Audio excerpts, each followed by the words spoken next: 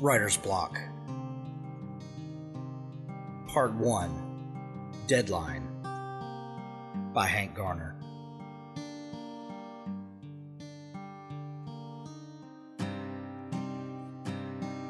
There are few things in life that are worse than looking at a blinking cursor on a blank white screen.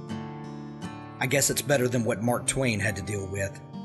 He just had a blank sheet of paper staring at him, waiting for his scathing social commentary. Twain also didn't have the distractions of being constantly connected to the outside world. Too much information can be crippling, and besides, our robot overlords have trained us to crave the latest updates from the debutante of the moment. But seriously, people have real problems, and here I am worrying about this blank page. That's what makes it worse. I'm just a writer, after all, not a brain surgeon, or someone that figures out how to bring clean water to some third world country. People tell me that writing is important. I have a stack of letters from adoring readers that give me their tales of how one of my books has helped them through a tough time. I appreciate it. I just don't believe that I deserve it. Thinking like this only makes it worse, and the inadequacies pile on. I look at my phone again, dreading the sight of the screen lighting up one more time. My agent hasn't called today, but I know it won't be long. Janet has the patience of Job and is always ready with an encouraging word, but the publisher has been waiting for nearly 3 months for the manuscript that should have been delivered already. The problem with being successful and adored by readers is that they always want more. And I did leave them hanging at the end of the last book. I owe them the next part of the story. But I don't know how it ends. And that is why I am staring at this blank screen. A hot cup of tea. That'll help. I go into the kitchen and put the kettle on. I pace around the room waiting for the kettle to heat up. Seems like there's some sort of quaint saying about watching a pot boil or something. Yeah, stupid cliches. I absent-mindedly drum my fingers on the keyboard of the old typewriter that I picked up at a garage sale a few weeks ago. The lady obviously didn't know what she had. This was an early 1960s IBM Selectric, the first model. I bought it for $5.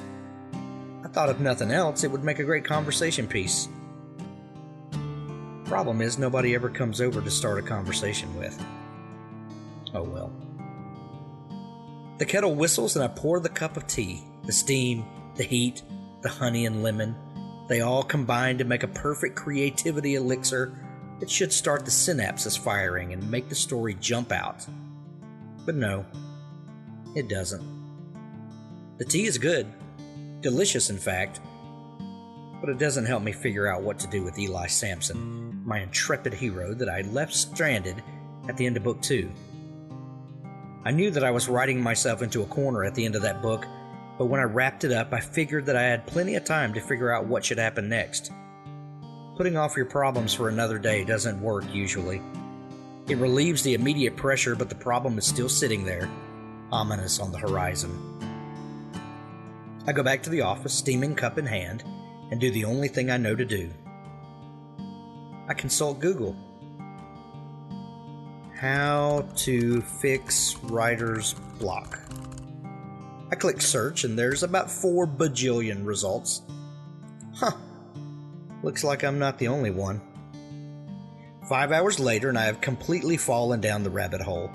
I've read every conceivable remedy for unleashing your creativity, and they're all stupid. I did see an article that offered one piece of hope. The article said to unhinge writer's block, you should write something completely different. A palate cleanser, so to speak. So I decided to just type. Just let the letters flow and see what happens. I crack my knuckles, take a deep breath, and don't type. It doesn't feel right. The white screen, the blinking cursor, still feels like I'm in the same space. The space where the story does not live. I need to find that new space. The space where the story does live. I can't believe I'm talking like some coffee shop poet. I need a new medium. Then it hits me. I go to the kitchen and retrieve the Selectric typewriter. I bring it to the office and place it on the end of the desk. I fish out the power cord from the back of the machine and uncoil it. I haven't actually plugged it up. I don't guess I ever thought of actually typing on the old thing. I plug it into the power strip at the back of the desk, slide my chair in front of the old IBM, and make a quick look over it before turning it on. Ribbon is installed. When is the last time I had to worry about a ribbon? The familiar golf ball covered in letters was intact. I feel confident enough to switch it on. Place my fingers on the home row keys just like Mrs. Wilson taught me to in the 9th grade. Thinking about her makes me arch my fingers so that only my fingertips are touching. What I am not ready for is that amazing vibration that rumbles through the machine and into my hands. That is something sorely missing from writing on a computer. The feeling of power surging through the machine and into your body. I hit a key, then another.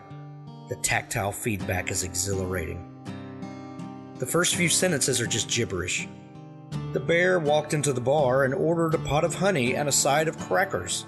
The bear was a fabulous dancer and quickly won the hearts of all the barmaids. A truck driver walked in and caught the bear dancing with his girl, and now the bear is a handsome rug in the middle of the bar. I sit back and laugh. Nothing else comes, so I relax and think about the bear. I actually laughed out loud for the first time in years, it seems. I still don't have an answer for my book, though. I stand up and walk to the window. Mrs. Epstein is tending her flowers across the street. She looks over and I wave. She does not wave back. She's still mad about Rolo, my pit bull, digging up her prize-winning tulips.